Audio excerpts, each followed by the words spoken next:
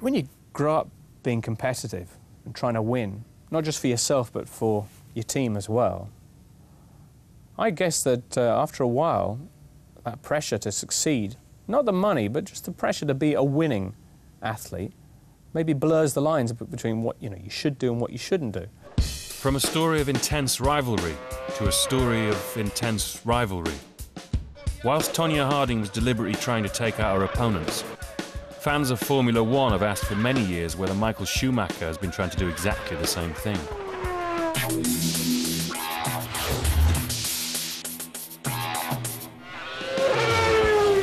When he retired this year, the sport lost arguably the best Formula One driver ever. Yet although Schumacher was a 7-time world champion and holds numerous other records, the Red Baron had a way of driving that was questioned on and off the track. Disqualified from a championship, 2 title-defining crashes, and sent to the back of the grid at Monaco last year for dangerous driving, did Michael bend the rules to win? To try and answer this, we've brought together 2 of his biggest adversaries to look at the most contentious incidents of Michael's Formula One career. In 1994, Damon Hill was the Williams Renault No. 2 driver behind the Brazilian Ayrton Senna. 1994 was a pretty monumental year in the history of motorsport because of the events at the start of the year with the death of Ayrton Senna and the emergence of this new guy, Michael Schumacher. Coming into the last race in Australia, just 1 point separated Hill and Schumacher. Many people will have seen the incident.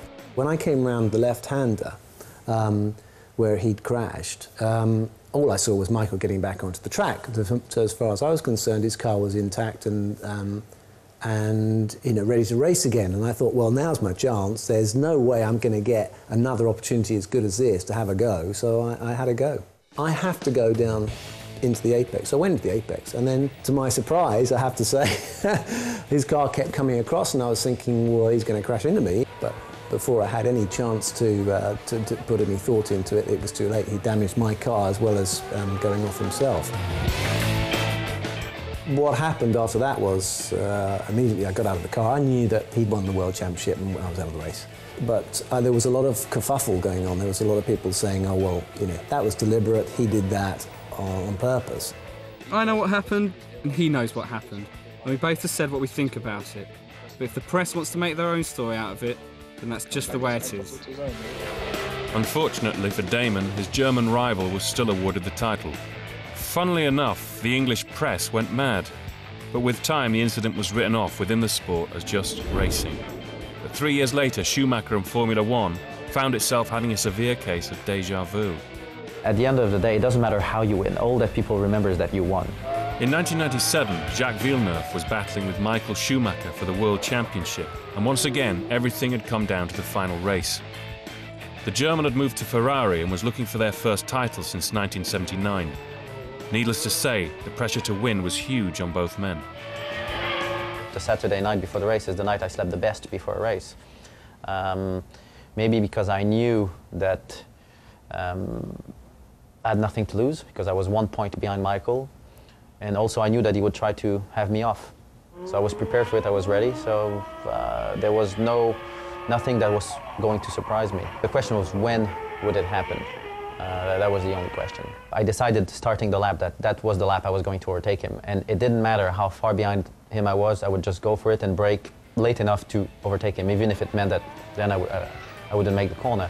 He had started closing the door, because I think on the radio they told him I was coming. And he realized it too late, which is why when he saw me, he turned away and then decided to turn in again. You can see him from his in-car camera, and then the fact that he got stuck in the sand instead of just getting out of it, which normally you would be able to, shows that there was quite a surprising moment for him. And the next lap, when I drove by, I saw him standing on the wall, and I could see him just staring at me going by. And that was definitely a good moment. It was one manoeuvre too far for Schumacher and the Formula One bosses. The move was so aggressive that they disqualified Michael from the '97 championship. But it proved to be only a minor setback in his career, as he went on to collect 7 world titles and dominate the sport. He didn't have competition for many of the seasons. Some of the championships he won were very easy to win. If you just look at the numbers on a piece of paper, he was the best. But how many drivers spent 10 years in the team built around themselves that half of those 10 years there was no competition? Whether in the best car or not, the question is whether some of the incidents Schumacher was involved in were premeditated attempts to win. He pushed the boundaries of what he can get away with, and because sometimes he did get away with it, it was proved correct and the right tactic to employ. But as Villeneuve shows, the red mist can sometimes get the better of you. So isn't acting on instinct just part of high-level sport? He believed he was allowed to do anything to everyone, but not back to him. So, and I think that's what came out in the racing. As simple as that. Right, so that's what the drivers think. But just as Schumacher was about to retire, an incident at Monaco left a bad taste in everyone's mouth. On the final lap of qualifying, it appeared he deliberately stopped on one of the most dangerous corners of the track, causing his rivals to slow down. It was seen as a blatant attempt to gain pole position on the notoriously tricky track, and Schumacher was made to start from the back of the field. When you do something like that, there's always a price to pay, either image-wise or respect-wise. But on the other hand, he was so protected by Ferrari that I think he felt he could do anything and walk and get away with it, which we saw, other years. And it's great for a driver to be protected by the team like that, but there's always the day where it comes back to bite you, which is normally when you stop driving. So make up your own mind. The most successful driver in history who got to the top of his sport by hard work and hard moves, or someone whose instinct was to win at all costs, if he could get away with it.